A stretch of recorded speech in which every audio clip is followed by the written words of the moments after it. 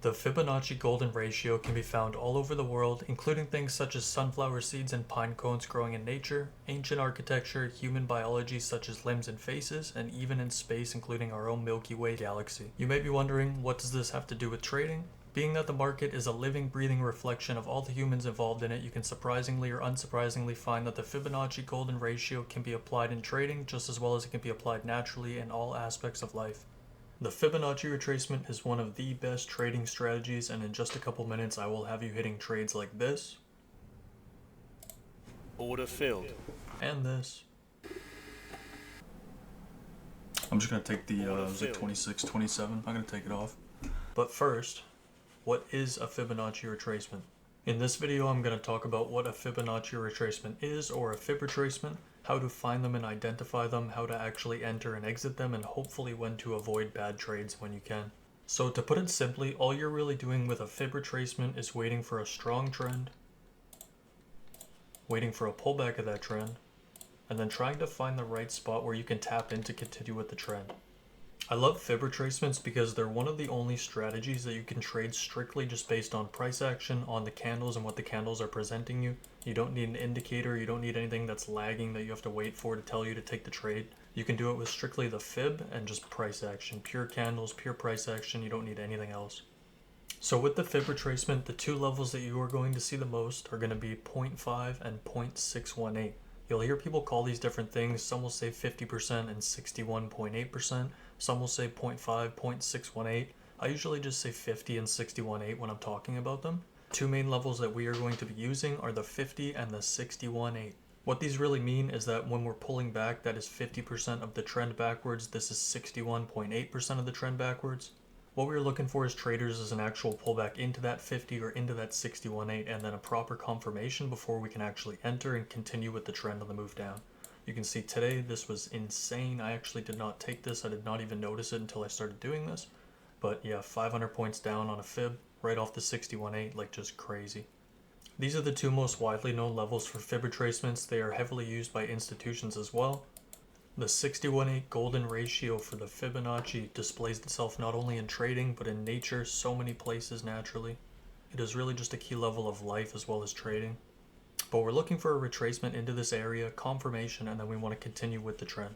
So how do you actually identify that in all of this? You don't really want to get caught in the chop. What you would want to do is find a piece of a very clear trend. I know on TradingView versus some brokers, the way you actually go from up to down or down up is going to be backwards, but at least on TradingView, when you find that clear trend, you want to mark the swing high to swing low of it.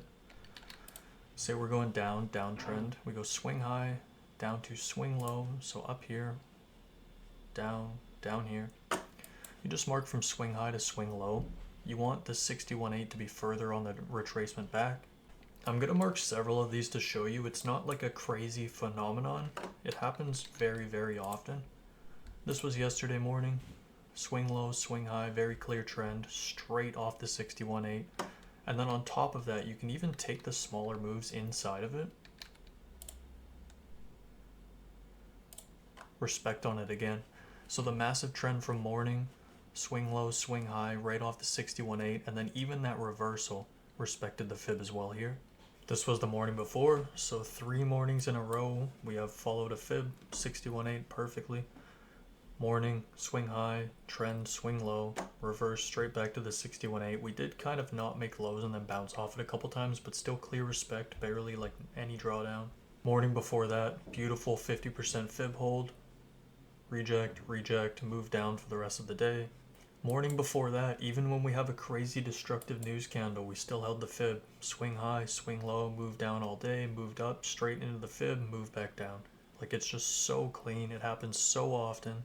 So when I'm trading Fibs, I won't go straight off the 50 or the 618 with that being the only confirmation. I need at least 2 confirmations, and I mainly trade levels, so they kind of go hand in hand, and I'll show you exactly what I mean by that.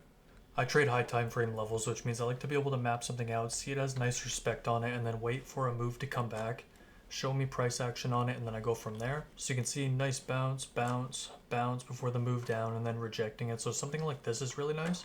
I like to actually have a nice clear level on the Fib wherever it is. So sometimes we'll see a nice Fib, it will hit, but if I don't have like that second confirmation, I usually won't go for it. It can be anything from the level, it can be like a breakout with the fib, it can be the 9 EMA that we have here. So if we're coming back up on a fib and we have the EMA on the fib, then that's good as well. Say we take today's for instance. I simply was not on the computer, but looking back at this, it was a really nice trade. We had a super clean trend, nice pullback straight to the 61.8. And then if we map that level out as well, clean morning action on it on the 5 minute, clean action on the 5 minute, same thing previously. And then if we actually just zoom out to a higher time frame with that level there, big bounce, giant bounces, holding underneath it, bounces, beautiful reject. Like, it has tons of respect on it, so I need a clean level that has shown previous respect on it. So something like this is actually good. This is a trade I would have taken if I was at my computer and it presented when I was here. I just simply didn't see it. Something like this I would be more than happy risking a trade on. I actually like to take high time frame fibs as well when I do see them present. I find them to be a little bit more reliable, even though you might have to wait a little bit longer for them and maybe risk a little bit more on them. When we took Monday morning, actually turned out beautiful. We had this nice move down on the 4 hour, so way higher time frame. 4 hour move down, a little bit of a correction, so we have a new swing high, made a new swing low down here. So after we made this new swing high, swing low, I drew a fib out in the morning, and it was Monday morning and we were up here as a big 4 hour candle with no real bottom on it. We had a big 4 hour sticking up when we held it for 3 4 hour candles before, and I said if we were going to turn this candle red, I was going to end up going short under the level. Plus, if we mark that 61.8 on the fib, it's a beautiful 4 hour zone as well. We have big bounce here, bounce here, bounce here, all of the previous respect, giant rejects, big bounces here. So I drew this out on a higher time frame, but then in the morning of Monday we were just floating around up here waiting for it to turn red. So right as we lost this level to the downside, we were short, and it just turned out beautiful. So you can even use the high time frame fibs and turn them into lower time frame trades as well. So levels are one way to confirm them. Another way that I like to confirm them is with the EMA on like the 5 minute using the 9 EMA. If we're coming back up to a fib and we have an EMA way up here and the fib level is also up here, I will use that as a double confirmation as well, and it will give me another reason to enter. But I just need some sort of double confirmation. No choppy entries, needs to be a clean trade, double confirmation. But how do we actually enter these trades? If we take this one for instance, being that it was a higher time frame on the 4 hour, I knew that the 5 minute action wasn't going to be perfectly clean on it. And for us to hit this 61.8 trade, we would be taking this green 4 hour and turning it into a red candle. So I really just wanted to be short underneath this level. Being that it was close to the open and I just wanted to be short underneath, it was a 4 hour level. I kind of just entered as we were pushing underneath, and I would have used a stop of a higher high here, which still would have been a big stop, but our ranges have just been massive recently, so I just sized down to prepare for them. So higher time frame level, I just wanted to be short underneath it. I had no extreme criteria to enter. So I just entered with the momentum on the push down. If it's an intraday fib and I'm drawing it on the 5 minute off a 5 minute trend and it's not a massive 4 hour trend, I will usually enter based on 5 minute closures. So I want a 5 minute close at it, basically like this. I don't want it super far above it, but a close at the level, maybe a little bit under, a little bit above. I want the next candle to wick above and then hold, which this one did. I would have entered on the next candle with just a higher high stop, but I usually don't do them super tight. Like, I wouldn't have done this. I probably would have done like that, which would have cost me an extra 10 or 20 points if I lost it, but you'll save your skin a lot on trades like this. So I probably would have entered on this candle right as this candle was finishing and then used this as a stop, higher high as a stop. It would have been a little bit hairy here. You would have been holding basically back to break even, or maybe a little bit behind break even if you entered lower, but still a clean trade.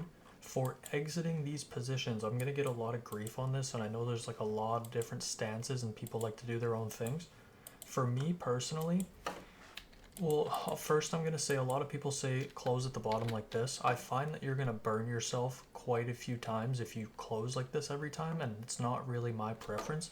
So I will usually take some sort of structure, some sort of range at the bottom like this, and then I will close right above it. So I would probably exit right here, right above this structure. I find that if you wait for the very bottom and back to your 0%, sometimes you're going to be like maybe 30-40 points off, or maybe 10-20 points off, and you're going to go straight back to your entry. It's just a nightmare.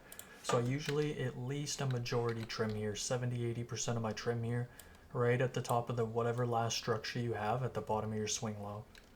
So once again, I want to see some sort of 5 minute closure here. If we are pushing up right here and we are 2 minutes into a 5 minute candle, and then within 10 seconds we're up here and we're still halfway through the 5 minute candle, I'm not going to enter. I'm going to wait for a 5-minute close. If we, for whatever reason, bounce off it and move down and I miss the trade, whatever, it'll save you from ending up here on the 5-minute if it's wrong. 5-minute close, let the next candle go, wait for the next candle to finish, and then enter with a higher high as a stop. I found that to be the safest way. You might miss trades, but you will keep yourself safe more often than not. And I close at the top of the structure down here, at least a majority trim. If you're sized where you can trim like 70, 80, 85% of your trade and let it run, then do so. This is a beautiful example of it pushing straight through. There was like no hesitation, but if you map a bunch of these out, you're gonna notice that we try to move down, and a lot of the time we barely miss the 0%, and we're like right here, and then we reverse. So I'd be careful with it and kind of adjust based on what you're happy with for these trades. So we have covered what a fib retracement is, when to use it, how to find it. We went over 4-hour ones and high time frame ones. We went over 5-minute intraday ones.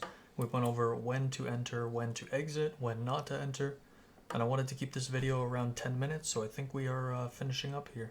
Thank you so much for watching. I appreciate it. If you still need help with anything or have questions, reach out ASAP and I'd love to help.